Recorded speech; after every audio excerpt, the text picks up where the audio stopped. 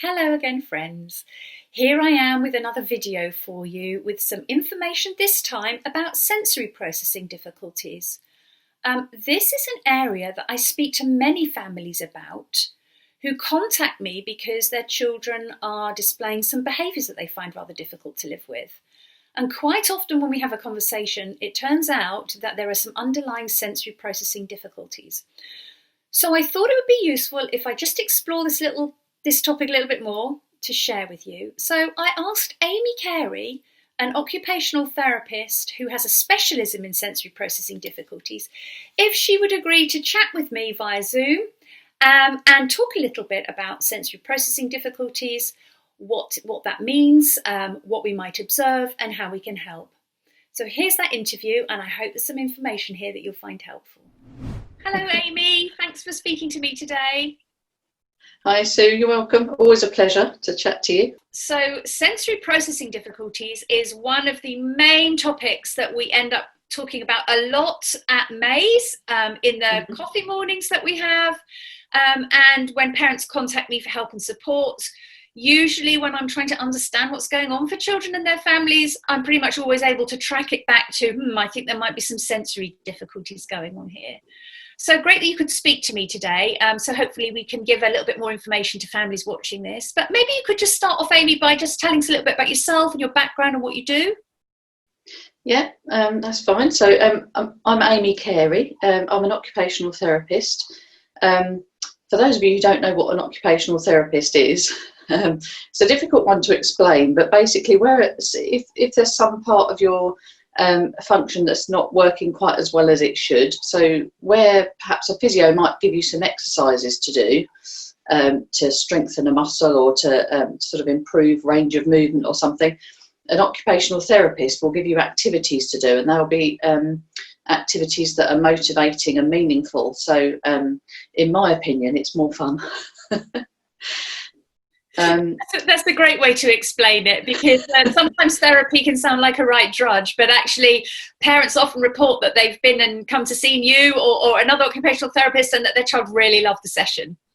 Yeah, and I think I heard a quote somewhere once that if occupational therapy is done right, then the person that's receiving occupational therapy shouldn't even notice that it's happened. It should just be a fun experience and just something that just happens naturally, and they almost feel like they've achieved that themselves, because that's the aim, is that it comes from within. I qualified as an OT in 2001, so I'm now an advanced sensory integration practitioner.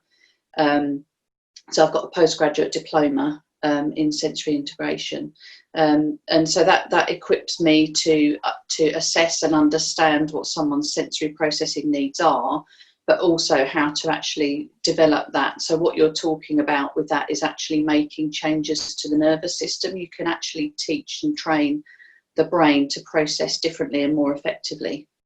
That's amazing. That's an incredible amount of knowledge that you have there, and a knowledge I often wish that I had too, but I don't have the time to invest in all that training that you've done, Amy, which is great that there's you and other OTs with a specialism around that people can turn to. So could you maybe tell me something then about what is a sensory processing difficulty and what is a sensory integration disorder? Sensory processing, I think you need to sort of go back right to the beginning. So if you can imagine the sensory system, in fact, because I know a lot of people are very visual, I've got a few visuals just to help people out a bit. Some people, it's just easier to picture it. So if you imagine your sensory system, I'm going to see if I can get you to see that. That is a very, very simplified version of the nervous system that tells you about all your senses. So if you imagine all of that information coming in constantly, your body is constantly telling you what is in the environment around you, because that's how we keep ourselves safe. It's how we interact with the world. It's our connection to everything that we live. So that huge amount of information all comes into the brain. You can get that nice and close. So the bit that we're often looking at is this little tiny bit right at the bottom here in the brain stem. And all of that sensory information from the whole sensory systems is all coming into the brainstem. Now, we couldn't possibly process all of that in the sort of conscious part of our brain. We don't have the capacity to do that. We would be constantly overwhelmed. So the brainstem's job is to act as a gate. So what it does, it needs to be able to close out some sensations and let the right sensation through. So we need to be able to respond if we hear a sound that's unfamiliar. We need to be able to check it out and say, actually, what is that? Am I at risk? Do I need to do anything? Take any action? But once we've identified that sound and realised that, okay, that's not something I need to pay attention to, we need to be able to close out that sound. So what happens often where there's sensory processing difficulties is that process of being able to close the gate or open the gate wide enough to get the right information in just doesn't work quite as it should. So if the gate is too wide, you can very easily feel overwhelmed. So very often what you see is children that are overwhelmed by noise or touch, the feel of clothes and things, because they can't close out those sensations. And then you get the children where the gate is almost too narrow, so they can't get enough of a sensation. So that's the child that's kind of bouncing around like a Tigger and, sort of looking for lots and lots and lots of input. And one of the questions that often I get asked, Amy, is does your child either have one problem, i.e. the gate's too wide, or the other problem, it's too narrow? Are you either one or the other? Ah, yes. So that's an excellent question, actually, because pretty much the answer is no, you are not one or the other. So that process of modulating sensory input it's a developmental process. We learn to modulate sensation the same as we learn to walk or talk. It's something that we learn as we grow. And what is a real common feature with modulation difficulty is that it's very often this mixed picture of, they want more of one sensation and none of another. They're just overwhelmed by some things and just cannot get enough of something else. And I think the issue with that is that it makes it so complicated as a parent and as a teacher to look at that and say, I don't understand. I don't understand why is it so varied, and also because it's such a dynamic process. I mean, your brain is constantly working to balance all of these things. Some days they might be modulating a bit better, so things are not so stressful, and then another day it might just be everything is just too much, and they just can't manage. So I think that's where it's so confusing for parents, because they're just seeing this, why is that pair of socks, why was it okay yesterday and today you are, just having a complete meltdown about putting those same pair of socks on? And it can feel as if the child is kind of trying to be awkward or, sort of just trying to play you somehow, but actually often it is just that their sensory system is just not as ready on that particular day to cope with those sensations. Yeah, one of the conversations that we often have actually at Maze is that a lot of those behaviours and differences from day to day that we see often look like they're children just being naughty or just trying it on, and you could do it yesterday and you can't today. So they often get quite a lot of negative feedback from people around them because of those changes in their sensory modulation. And I always say that that's why it's so important that people know this, to avoid jumping to the conclusion that my child is playing me about, therefore they must be naughty, and therefore the way to approach this is with some kind of behavioural sanctions. And I think that kind of approach can have a really negative effect on a child's well-being, confidence and mental health, which for me is why the most fundamental thing is to know something about sensory processing difficulties. And I mentioned earlier sensory integration disorder. Could you just maybe say what that might mean? Yeah, so sensory integration disorder or sensory processing disorder is at the moment is not actually a recognised diagnosis in this country yet. There's talk about getting it into the diagnostic manuals, but it's not there yet. It's recognised over in America and Australia and other places. So generally, if I'm doing an assessment with a child, I wouldn't state that a child has a sensory processing disorder, because in this country that really doesn't mean a great deal. So I would tend to describe it as, so they have sensory processing difficulty, and the key to whether, we all have our own little sensory foibles and preferences and things, and that's all perfectly normal and natural. The difficulty comes where it affects how you function in everyday life, and that's why, as an occupational therapist whose main role is looking at how somebody functions in daily life, that's where we come in, because we look at actually how does this difficulty with your processing affect how you can take care of yourself. Can you cope with brushing your teeth and having a shower or a bath? Can you cope with being out in busy environments like shops? Can you manage with social interactions and school where there are people up close and there's lots of noise? So the key distinction is how much of an impact is it having on that individual's life. Yeah, that's really useful explanation, Amy. And I actually didn't realise that it's a condition that's not recognised in this country but is elsewhere. So that's really helpful to understand that. So you've mentioned a few areas in which children might begin to struggle, like crowded environments and things like that. Could you just give us a sort of, I know that every child is so uniquely different, but are there some common characteristics that you see amongst children who have sensory processing difficulties? Really, there are sort of two areas that would cause a parent to come to me, really. So and it's generally always we all kind of muddle along, don't we? But it's when things get really difficult and you think, oh, I can't do this, I need some help with this.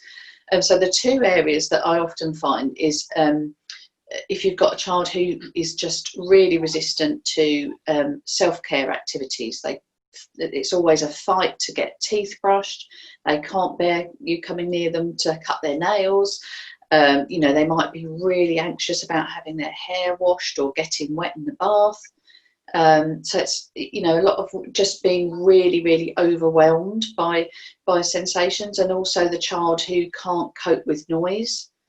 So there's that, when you're just really seeing your child just seems overwhelmed by what would typically be quite everyday sensations. The other biggest issue is when you've got a child that's seeking extra sensation. So this is the child that is constantly moving. They might be throwing themselves around on your furniture. They might be throwing your furniture around. I don't know. They're sort of bouncing off the walls. They're just constantly on the go. And that can be exhausting as a parent. And you just sort of again, that's another reason why parents will sort of come. I've had parents who've come and say, my child is breaking bones, because they just can't get enough of these sensations. So it's sort of working out how can you give them what they need so that they can function more appropriately. So for that child who's constantly moving, they might be experiencing a lot of what you're talking about, this kind of negativity in school. They might be constantly being told, sit still, don't do that, don't rock your chair, don't tip, don't, and there's this constant negative flow of interaction from adults around them. And actually, if the adults can understand what they're doing, why are they doing that behavior has a purpose, then it turns it into far more positive. Because instead of saying sit down, keep still, you can say, you look like you need to move, let's go and do something. It just completely turns around the interactions with adults around them. That was a really good explanation there, Amy. And that leads me nicely into my next question, part of which you've already answered, my question being, why is a sensory assessment of a child's needs useful, and what does it entail? And of course, one of the answers that you've just provided me with is because it provides information for the adults, so the adults can adjust their behaviour. But I wonder if you could say more about the assessment process. Why would a parent seek an assessment? What does it entail? And what would the outcome be? An assessment, really, how that is helpful is because what that helps you to understand is your particular child's pattern of sensory processing. So you can Google sensory processing disorder, and there's just so much information out there, and unless you understand what your own child's issues are, you could end up going down rabbit holes that just take you nowhere. But with a sensory assessment, we can clearly say, this is the issue that you're looking at. So that then helps you to go away and find more information about that. But also helps you to understand and be able to communicate that to family, to friends, because often, you know, parents are saying to me, you know, my family is telling me, oh, you know, you're doing a bad job, you know, raising your child, and they have all this guilt about, you know, am I doing it wrong somehow? And actually, if you can explain it to them, it just equips them to understand, you know, explain to other people as well. You know, this is why my child is behaving like this, and this is why I'm responding in this way. And you can, you know, sort of have a confidence in that, really. And this is why I always explain to those people that I'm talking to that this is a sort of a dysregulation of the central nervous system. So it's actually a biological driver for these behavioural presentations, not a choice about I'm going to just play up here. So an assessment can be really useful because that gives parents a real good overview in detail about their child's level of sensory functioning. And I believe that at the end of the assessment, there's usually a report generated, isn't there, Amy? And what might be in that report, and how might that then be used to help support the child? For me, the report is a really important part of the assessment process, because it's really important to me that the parent has something they can take away, that they can keep going back to, and it just helps them to understand actually what's happening for their child. So I always try and explain what the issues are, and make links between actually this is what's happening neurologically, and this is what you see as a result, so that there's this real clear link between the issues that are going on with processing and actually what that looks like on a day-to-day basis. Because obviously we can't see into our children's brains, but we can see the behaviour that's coming out. The report as well can be really, really helpful for paediatricians. So you know, there are a lot of parents who are coming to me who haven't yet had a full assessment from a paediatrician. And for the paediatrician, it's about gathering information from lots of different sources to build a clinical picture of, you know, what are this child's needs. So the report from a sensory assessment very clearly lays out what impact these issues are having on the child's daily function. And again, you know, that is the issue that paediatricians are being asked to sort out. It's actually what do I do with my child? I'm at a loss. So it just really helps them to make their diagnoses and their decisions about what intervention they provide.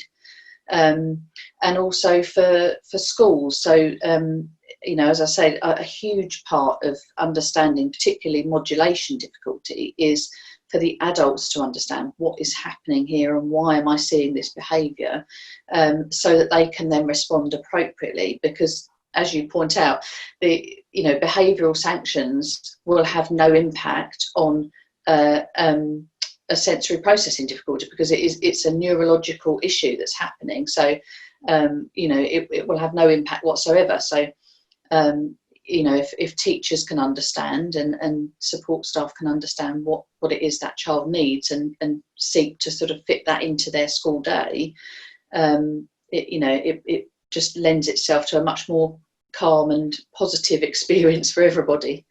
Yeah, definitely. And I know that parents who have had a sensory assessment and had the report afterwards have found that an enormously helpful, sometimes first step, especially where they're on a waiting list for maybe a paediatrician's appointment or any other kind of assessment. So it means that when they finally get that appointment, they have some evidence already to bring that has been compiled about the needs of the child. So I know that's enormously useful.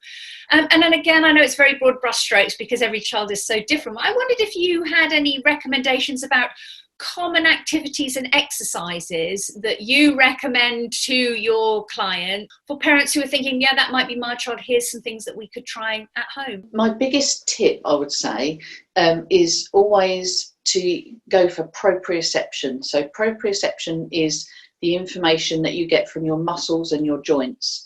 So proprioception, we know, has a calming and organising effect on the nervous system. So no matter whether you're over responsive to sensation or under responsive, wherever you happen to be in your modulation, proprioception will always bring you back to a calm, alert centre.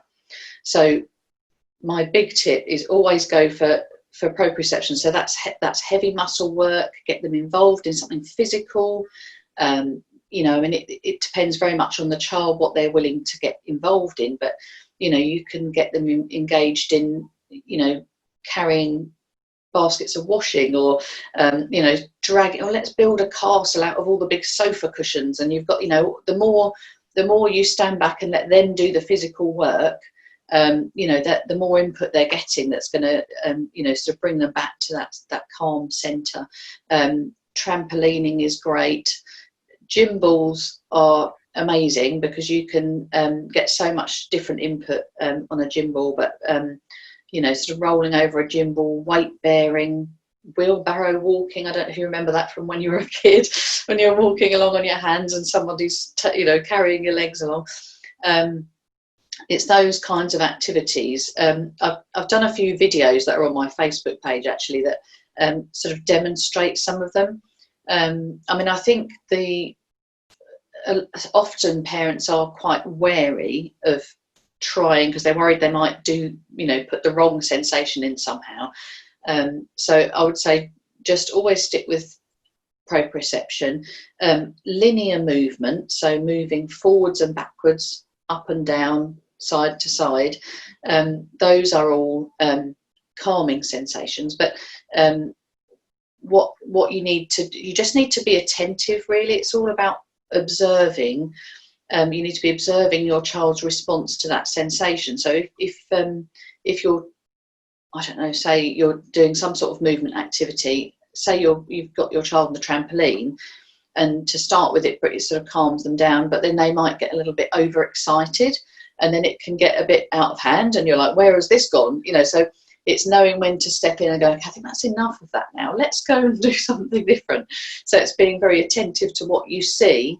And just experimenting. And as you say, every child is very different in terms of what they're willing to do, and every parent is different to what they're, you know, what they'll accept. So not every parent wants their children jumping all over their furniture or piling all the furniture cushions in the middle of the floor. You know, we can't all cope with that, you know, and that's fine. So it's sort of finding the way that works for you and your child, really.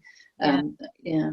Brilliant. That's really, really useful advice there, Amy. And you just mentioned there your Facebook page, so I'll share the link to your Facebook page along with this video. I was just wondering, sort of final words, could you maybe just say something about how can people learn more about sensory processing difficulties? Where can they turn for information? How could they seek an assessment with you? And, you know, how long would they have to wait, and the cost? Finding more information, there's some information on my website. There's, as I say, there is loads of information on the internet, and it's sort of difficult to direct people to any one particular place. But what's just come to my attention is that the sensory integration education people that I did my sensory training with have just this week emailed me with an amazing sounding course. So it's called, let me get it right, it's called Managing Sensory Processing at Home.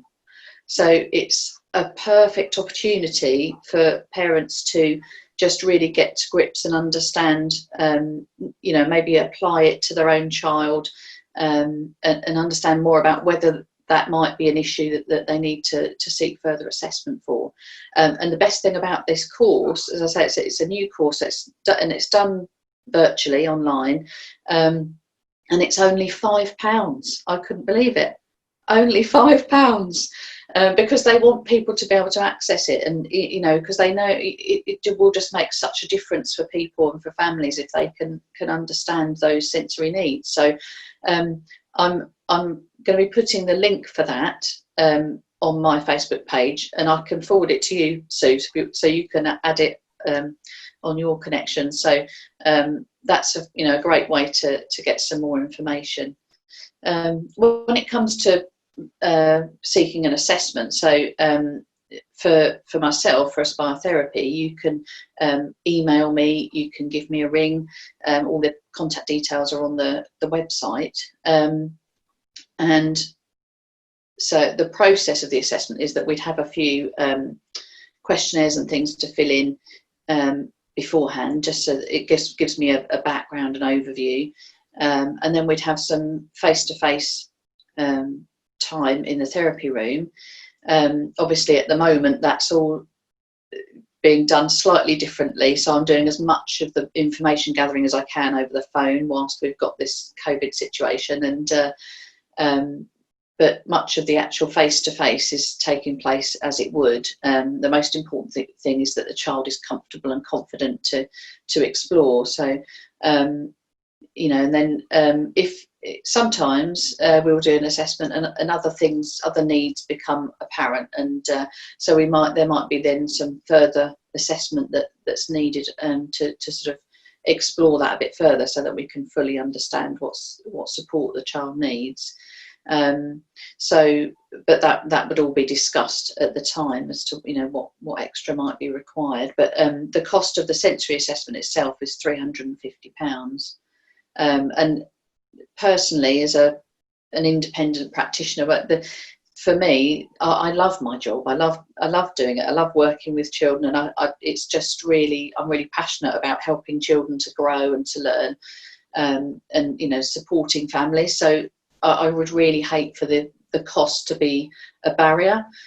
So I'm always open to, you know, parents, if they've got concerns about the cost, to just be really open with me and just say, look, you know, I'm not sure if we can manage this, and, you know, we can find a way between us to make it work. So that's lovely, Amy, and I know how passionate you are about what you do, and I get such lovely feedback from parents that have been to see you as well. So certainly I will share all the links that you've mentioned to your website and your Facebook page, along with this video as well. I just wanted to say thanks so much for agreeing to speak to me, sharing your time and your expertise. And I'm sure we'll speak again very soon. Yeah, I'm sure we will. Thanks again to Amy for speaking to me. It was such an interesting interview, and she explains the topic so well. I've shared here with you the links to her Facebook page, her website, and that course that she described for parents that's only £5. I'm definitely going to be doing that myself. Hope that was useful. I'll be back again soon with another little video, and if there's anything more that you'd like me to talk about, and another topic you'd like me to explore, just let me know and I'll make sure that gets done for you. Speak soon.